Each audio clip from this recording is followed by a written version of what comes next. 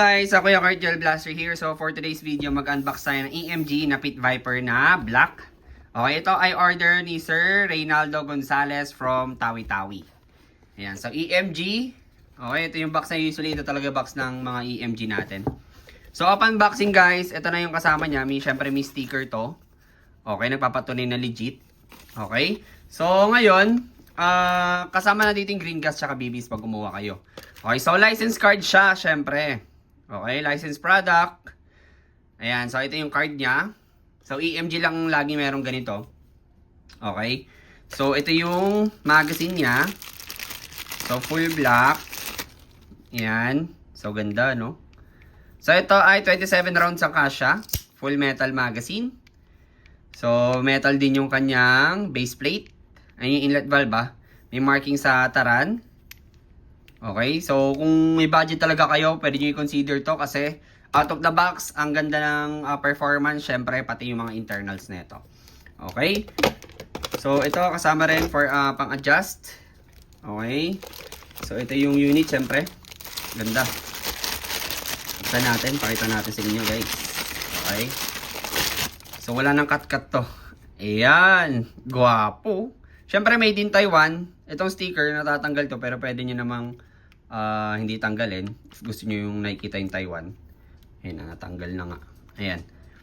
So anyway, ayan siya. So maganda rin yung tawag dito, Pit Viper pala siya. So maganda yung Pit Viper na ano dito, yung Sun Viper. Yung Sun Viper pala maganda rin. Color Sun siya. Ito kasi Pit Viper siya. Okay? So ayan. So may marking siya dito. Yan, may markings din. Serial number. Yung markings siya naka-engrave. May serration dito. Serration. May marking sa outer barrel. Yung outer barrel niya is island barrel, okay? So may langis-langis pa since bago siya. Ayan. So, may markings din sa front sight. Ay, rear sight, sorry. Then, ito yung kanyang front sight. Naka-fiber optic sight. So, yung rear sight niya is hindi naka-fiber optic sights. Okay?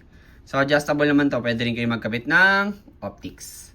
Okay? So, yung hammer niya is island din. Parehas lang nung outer barrel niya is island color.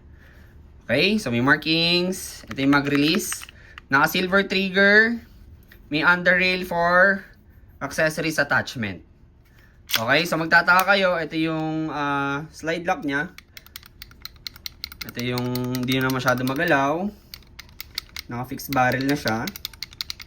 Okay, ayun o. Talagang tigas eh. Yan, so ito yung tsura pag tinutok nyo.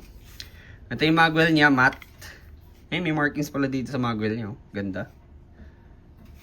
So, ayan. So, pag nilagay natin yung magazine. Ayan. So, video test natin to guys. Available naman to sa Google Drive natin. So, papost ko naman to sa YouTube tsaka sa Telegram channel natin. Ayan, itsura niya.